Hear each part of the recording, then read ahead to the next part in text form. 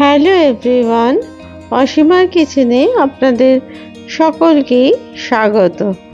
আজকে আমি নিয়ে এসেছি নতুন রান্না, এগ বিরিয়ানি বা ডিম দিয়ে তৈরি বিরিয়ানি। এই বিরিয়ানি করা খুবই সহজ। এর জন্য আমি 2.5 কাপ মতো বা 450 গ্রাম মতো চাল নিয়েছি। এখানে আমি বাসমতি চাল ব্যবহার করেছি। প্রথমে চালটাকে ভালো করে ধুয়ে তারপরে আধ ঘন্টার জন্য এই চালটাকে ভিজিয়ে রাখলাম। এবার একটা ডেচকিতে জল দিয়ে তার মধ্যে 1 টুকরো দারচিনি, 1 চামচ সাজিরে, 2টো স্টার অ্যানিস আর 2-3টে এলাচের টুকরো আর 1 চামচ ঘি দিয়ে জলটাকে ফুটতে দিলাম। এবার এর মধ্যে দিয়ে দিলাম ভেজানো বাসমতি চালটাকে। এরপরে ভালো করে হাতায় করে একটু তলা থেকে নেড়ে দিলাম।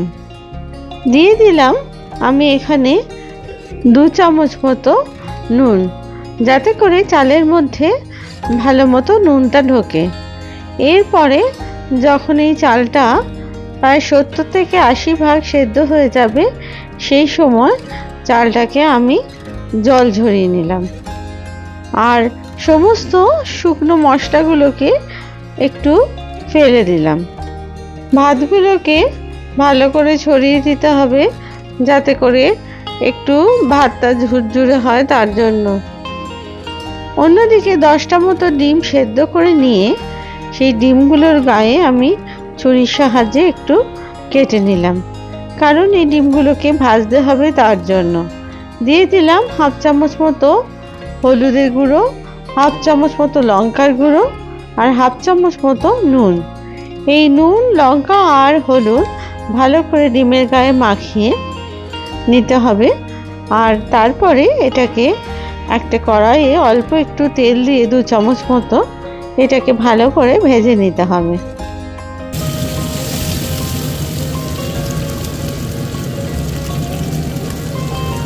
ডিমগুলো ভাজা হয়ে গেলে একটা প্লেটে তুলে নিতে হবে।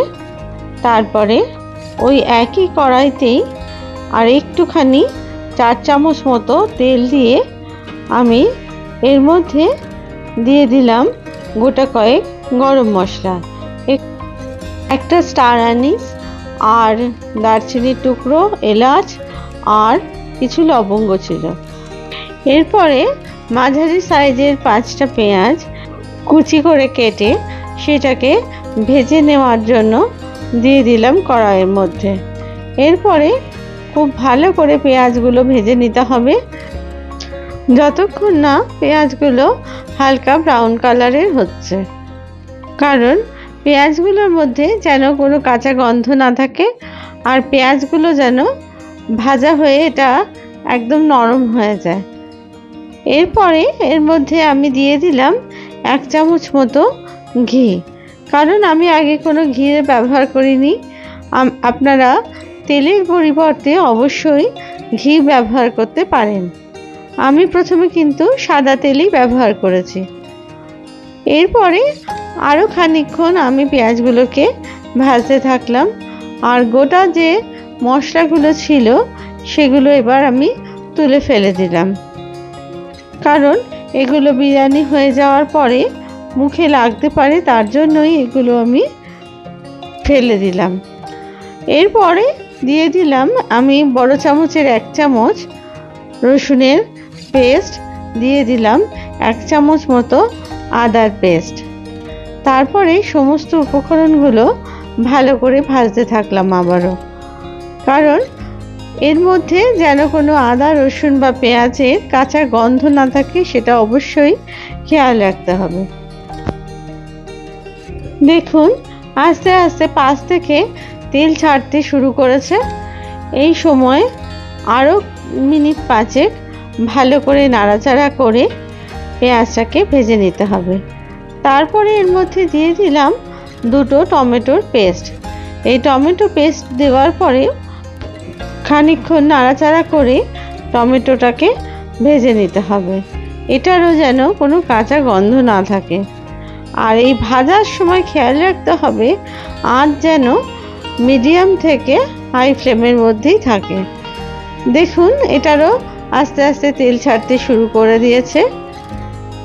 এরপরে যখন এরকম তেল বেরিয়ে আসবে এর মধ্যে দিয়ে দিলাম এবার আমি হাফ চামচ মতো হলুদ গুঁড়ো, 1 চামচ মতো লঙ্কার গুঁড়ো আর 1 চামচ মতো ধনের গুঁড়ো। আপনারা যদি ঝাল খান তাহলে আর একটু লঙ্কার গুঁড়ো অবশ্যই মেশাতে পারেন। এরপরে সমস্ত উপকরণগুলো ভালো করে নেড়েচেড়ে ভাজতে থাকলাম। দিয়ে দিলাম 3 চামচ মতো ফ্যাটানো টক দই। এবার সমস্ত উপকরণগুলোকে ভালো করে মিশিয়ে ভাজতে থাকলাম যতক্ষণ না এর ভেতর থেকে তেল বেরিয়ে আসে। এরপরে দিয়ে দিলাম যে ভেজে রাখা সেই ডিমগুলোকে। আমি এখানে মোট 7টা মতো ডিম দিয়েছি আর 3টে ডিম আমি আলাদা করে রেখে দিয়েছি। এরপরে আমি নিয়ে নিলাম 2 চামচ মতো বিরিয়ানি মশলা। এবার বিরিয়ানিতে দেওয়ার জন্য আমি কিছু পুদিনা পাতা ভালো করে ধুয়ে পরিষ্কার করে রেখেছিলাম, সেগুলো ভালো করে ডাঁটির থেকে পাতাগুলো ছাড়িয়ে নিলাম। নিয়ে এবার সেগুলো আস্তে আস্তে কুচি করে ছোট ছোট করে কেটে নিলাম। বিরিয়ানির মধ্যে এই পুদিনা পাতার ব্যবহার করলে স্বাদটা একটু অন্য রকমেরই হয়, তাই জন্যই আমি এই পুদিনার পাতার ব্যবহার করেছি। আপনারা চাইলে শুধুমাত্র ধনেপাতারও ব্যবহার করতে পারেন। প্রথমে ধনেপাতার ডাঁটিগুলো কেটে ফেলে দিয়ে অন্যদিকে পাতার অংশটাও ওই একইভাবে কুচি করে কেটে নিলাম। এই ধনেপাতা আর পুদিনা পাতার ব্যবহার আমি আজকে এই বিরিয়ানিতে করব। এরপরে দেখুন ডিমের পাশ থেকে তেল ছাড়তে শুরু করে দিয়েছে। এবার এই কষানোটাও প্রায় তৈরি হয়ে এসেছে। দিয়ে দিলাম 1.5 চামচ মতো নুন এই সময়, আর কিছু পুদিনা পাতা আর ধনে পাতা ছড়িয়ে দিলাম ডিমের ওপরে। আবার ভালো করে মিনিট 5-7 নাড়াচাড়া করে ডিমগুলোকে ভেজে নিলাম। যেহেতু আমি এখানে টমেটোর ব্যবহার করেছিলাম তার জন্য এর মধ্যে দিয়ে দিলাম ছোট চামচের 1 চামচ ব্রাউন সুগার আর দিয়ে দিলাম 4টে মতো কাঁচা লঙ্কা। এই কাঁচা লঙ্কা দিলে বিরিয়ানির স্বাদও ভালো হয় আর কাঁচা লঙ্কার গন্ধটাও খুব সুন্দর লাগে খেতে। এর মধ্যে দিয়ে দিলাম 1 চামচ মতো আমি গোলমরিচের গুঁড়ো আর হাফ চামচ মতো কাশ্মীরি লঙ্কার গুঁড়ো। এই লঙ্কার গুঁড়োটা ব্যবহার করলাম শুধুমাত্র রঙের জন্য। তারপরে সমস্ত উপকরণগুলো খুব ভালো করে মিশিয়ে নিলাম ডিমের মধ্যে। দেখুন আমার ভাজা প্রায় হয়ে এসেছে, তেলও ছাড়তে শুরু করে দিয়েছে। এই সময় আমি গ্যাসটাকে অফ করে দিলাম।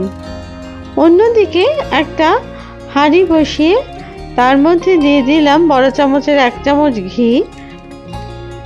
এবার ঘিটাকে ভালো করে যাতে হাঁড়ির ভেতরটা ছড়িয়ে যায় তার জন্য ঘুরিয়ে ঘুরিয়ে আমি এটা ভালো করে লাগিয়ে নিলাম, কারণ এই হাঁড়িটার মধ্যেই আমি আজকে বিরিয়ানির দমটা দেব।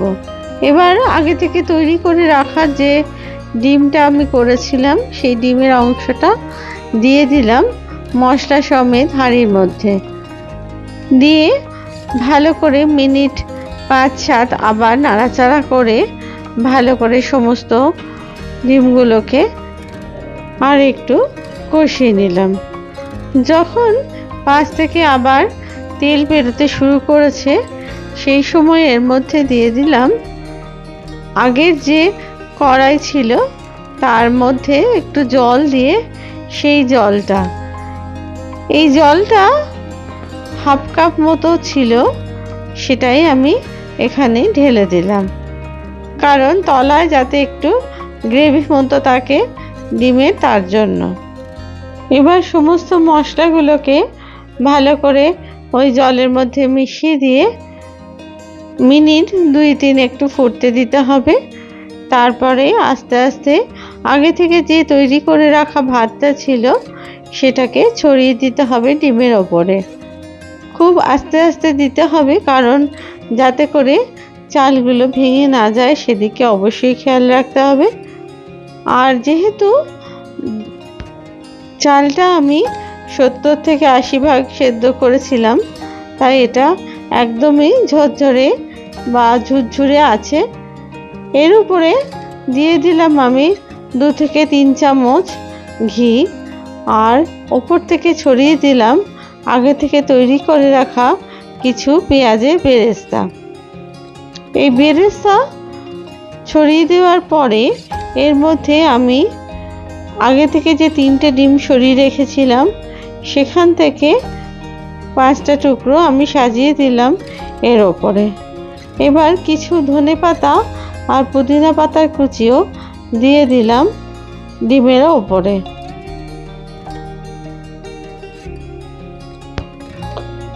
এবার অল্প অল্প করে বিরিয়ানি মশলা ছড়িয়ে দিলাম ডিমের ওপরে আর ভাতের ওপরে।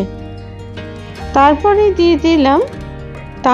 ছড়িয়ে দিলাম আবার সাদা ভাতের কিছু অংশ। ভালো করে ছড়িয়ে দিতে হবে এই ভাতটাকে, সমস্ত দিকে যেন ভালোভাবে সমানভাবে ভাতটা দেওয়া হয় সেদিকে খেয়াল রাখতে হবে।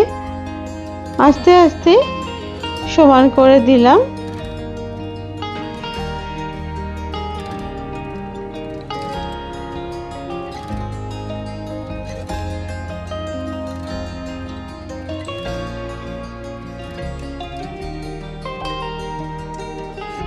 এরপরে এর মধ্যে দিয়ে দিলাম আবার 2 থেকে 3 চামচ ঘি, আর ছড়িয়ে দিলাম ওপরে খানিকটা বেরেস্তা।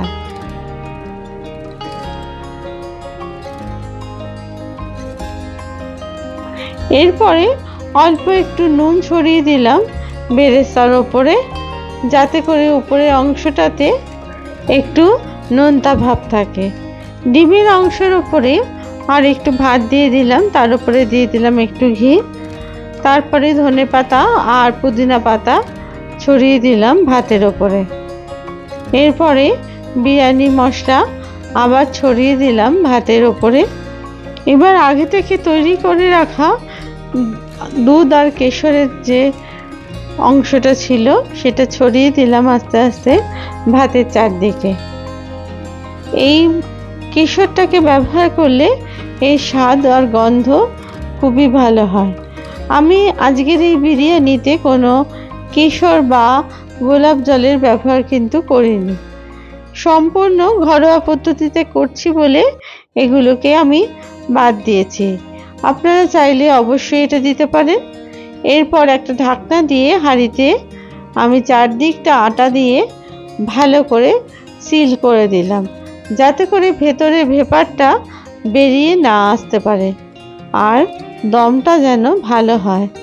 এরপরে এটাকে মিনিট 15 রেখে তারপরে গ্যাসটাকে অফ করে দিলাম, আর 5 মিনিট পরে আটার অংশগুলো খুলে ফেলে দিলাম। আমি থালাটাকে সরিয়ে দিচ্ছি। কত সুন্দর এই দম বিরিয়ানি তৈরি হয়েছে, একদম পারফেক্ট হয়েছে এই বিরিয়ানি।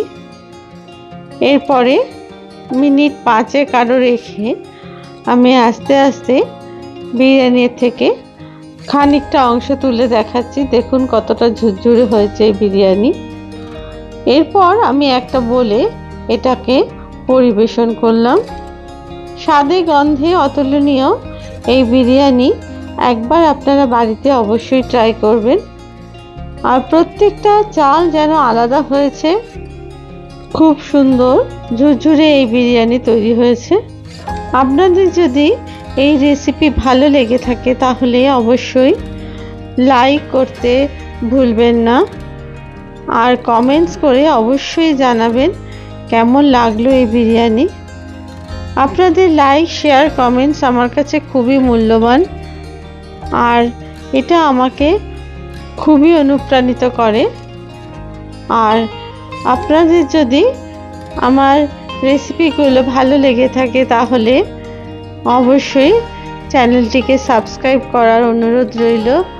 যারা আমার নতুন বন্ধু তাদেরকে। আপনারা সবাই ভালো থাকবেন। আবার নতুন রেসিপি নিয়ে হাজির হব। ধন্যবাদ।